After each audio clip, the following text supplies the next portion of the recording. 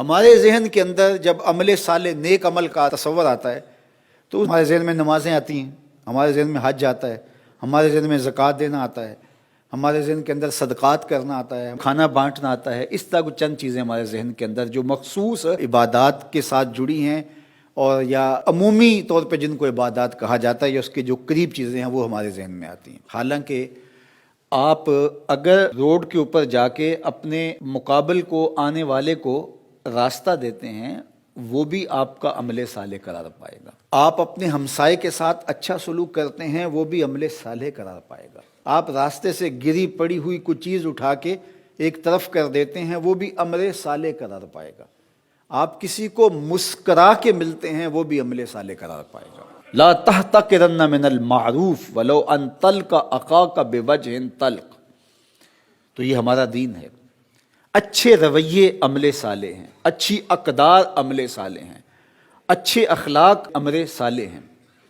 لوگوں کے ساتھ خیانت نہ کرنا، ان کے ساتھ دیانت سے پیش آنا، یہ عمل صالح ہے۔ کاروبار کو اسلامی اصولوں کے طریقوں کے مطابق کرنا، یہ عمل صالح ہے۔ جو کہا ہے وہی دینا، یہ عمل صالح ہے اور عمل صالح ہے۔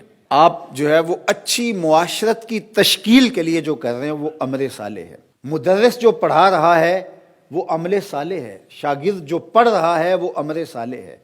شاگرد کا وقت ضائع نہ ہو، استاد کا وقت ضائع نہ ہو۔ اگر شاگرد خیال رکھتا ہے یا استاد خیال رکھتا ہے تو وہ عمل صالح ہے۔ عمل صالح کا مفہوم بہت زیادہ وسیع ہے جس میں ہماری پوری معاشرت آتی ہے، اس لیے اس کو حسنات دنیا میں ہمارے مفسرین نے شمار کیا، جس سے انسانوں کو خوشی ہوتی ہے، انسانوں کو راحت پہنچتی ہے، انسانوں کو نفع پہنچتا ہے۔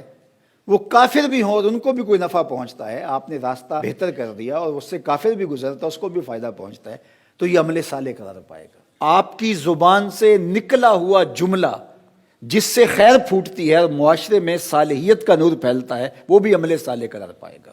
آپ اپنی گاڑی کو صحیح کرواتے ہیں اور اس کا دھواں ماحول کے اندر آلودگی کا سبب نہیں بنتا تو وہ عمل صالح کے زمرے میں آئے گا۔ اور اگر آپ کی گاڑی کے دھوئیں سے ماحول میں آلودگی پھیلتی ہے تو وہ عمل بد کے زمرے میں آئے گا۔ اور ہم سمجھتے ہیں یہ تو کوئی بری بات ہے ہی نہیں۔ راستے میں اگر کوئی آپ چھلکا پھینک دیتے ہیں اور اس سے کوئی بندہ نہیں بھی پھسلتا، کسی کا اتفاقاً پاؤں نہیں بھی آتا ہے، لیکن وہ عمل بد کہلائے گا۔ اور اگر راستے میں گری ہوئی کوئی چیز اٹھا کے آپ ایک طرف کر دیتے ہیں تو وہ عمل صالح قرار پائے گا۔ آپ بیٹھتے ہوئے خیال کرتے ہیں کسی کا تو وہ عمل صالح قرار پائے۔ ہمارے دین کی تعلیمات دیکھیے، لہسن اور پیاز کھا کے مسجد میں آنے سے منع کیا گیا ہے۔ کیوں؟ کہ لہسن اور پیاز کھانے کے بعد ایک خاص قسم کی سمیل منہ میں پیدا ہو جاتی ہے اور آپ جب مسجد میں آئیں گے تو نمازی کو وہ تکلیف ہوگی۔ تو ہمارے دین نے اس تکلیف سے اس کو بچانے کے لیے اس امر سے منع کر دیا۔ تو کوئی سگریٹ نوشی کرے اور وہ دوسرے کو تکلیف پہنچے جو سگریٹ نوشی نہیں کرتا ہے تو یہ کس طرح جائز ہوگا؟ اعلیٰ حضرت امام اہل محبت علیہ رحمہ، اس زمانے کے اندر یہ بجلی تو نہیں ہوا کرتی تھی تو مسجدوں کے اندر دیے جلائے جاتے تھے۔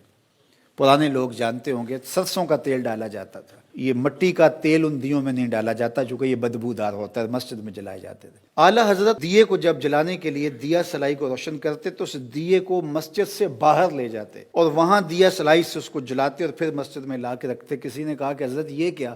فرمایا یہ جو دیا سلائی ہے گندھک ہے اس کے مسالے کے اندر، اور جب اس کو جلایا جاتا ہے تو ہلکی سی بدبو پیدا ہوتی ہے۔